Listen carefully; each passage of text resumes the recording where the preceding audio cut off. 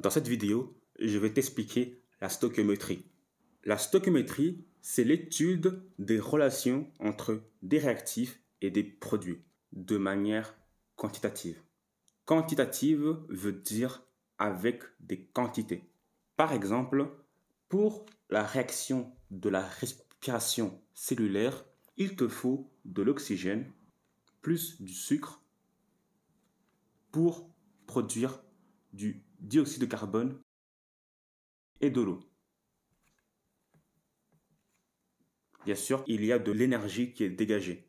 Eh bien, l'étude de la relation quantitative, en gros avec des quantités, entre les réactifs et des produits, c'est ce qu'on appelle la stoichiométrie. Ici, on peut se demander combien de volume d'oxygène il me faut pour, on va dire, 4 litres d'eau. Ou bien, combien de quantité de sucre il me faut, soit en mol ou en grammes, il me faut pour produire 50 grammes d'eau. Ou bien 1 litre d'eau. Vous voyez, c'est ce genre de questions qu'on se pose quand on analyse la relation qu'il y a entre les réactifs et les produits.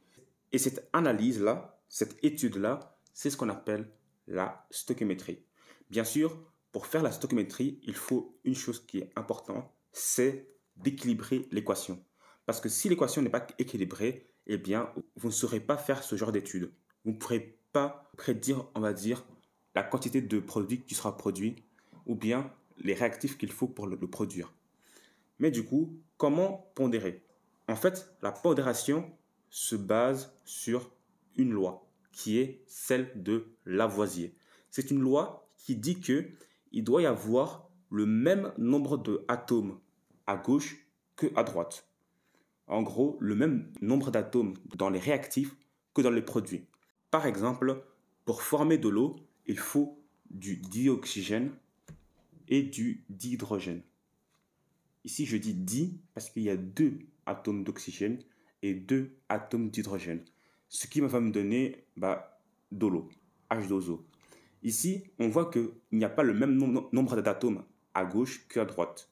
Ici, on a 2 atomes d'oxygène. Ici, on a 2 atomes d'hydrogène. Par contre, ici, on a 2 atomes d'hydrogène, mais 1 atome d'oxygène. Du coup, il faut équilibrer. Parce que si tu n'équilibres pas, tu ne pourras pas te poser les questions que je t'ai présentées précédemment. Et du coup, ici, pour pondérer, ou bien pour équilibrer, c'est le même mot, eh bien, va falloir jouer un peu. Ici, je vais mettre 2 et 2. Parce qu'en mettant 2, j'obtiens le même nombre d'atomes à gauche qu'à droite. Tu peux compter. Ici, il y a 2 oxygènes, 4 hydrogènes. 4 hydrogènes, 2 oxygènes. Parce que c'est 2 fois 2 H2O qu'il y a de base et 1 oxygène qu'il y a. Ça fait 4 H. En gros, 4 hydrogènes et 2 oxygènes. Le même nombre à gauche qu'à droite. Du coup, tu l'as compris, il faut d'abord pondérer l'équation chimique que tu veux étudier. Et une fois que c'est pondéré, tu peux maintenant l'étudier. Tu peux te poser les questions suivantes. Combien de masse d'oxygène il faut pour, on va dire, 10 grammes d'eau? En gros, 10 grammes de H2O.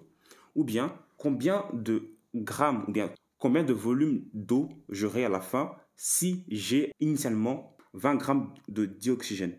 Ce genre de questions peut être très utile, surtout dans les industries, pour produire des médicaments, de la nourriture ou encore d'autres produits comme les vêtements et des choses comme ça. Tout ça se font à l'aide des produits chimiques. La plupart en tout cas. Mais tu peux faire ça pour la cuisine aussi. Ça marche de la même manière. D'ailleurs, tu peux t'aider de la cuisine pour comprendre un peu comment ça marche en chimie.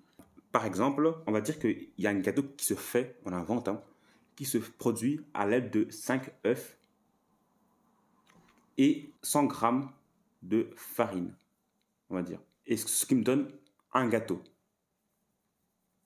Eh bien, à l'aide de ça, tu peux déduire la masse du gâteau que tu auras, le volume du gâteau que tu auras et des choses comme ça. Tu peux te dire que ceci est une recette de cuisine et que tu dois d'abord pondérer la recette de cuisine pour pouvoir te poser certaines questions.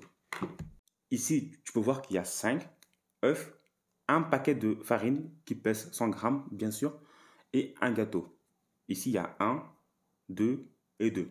Mais de la même manière que la cuisine, les recettes ne changent pas. S'il te faut 5 œufs et un paquet de farine pour produire un gâteau, il te faudra toujours 5 œufs et un paquet de farine pour produire un gâteau. Ça ne va jamais changer. Par contre, ce qui va changer, c'est ce que tu as initialement. On va dire que tu as 3 œufs et tu voudrais savoir combien de grammes de farine il te faut pour produire un gâteau. Ou bien, tu as 3 œufs et 10 grammes de farine et tu voudrais savoir combien de grammes de gâteau tu peux produire.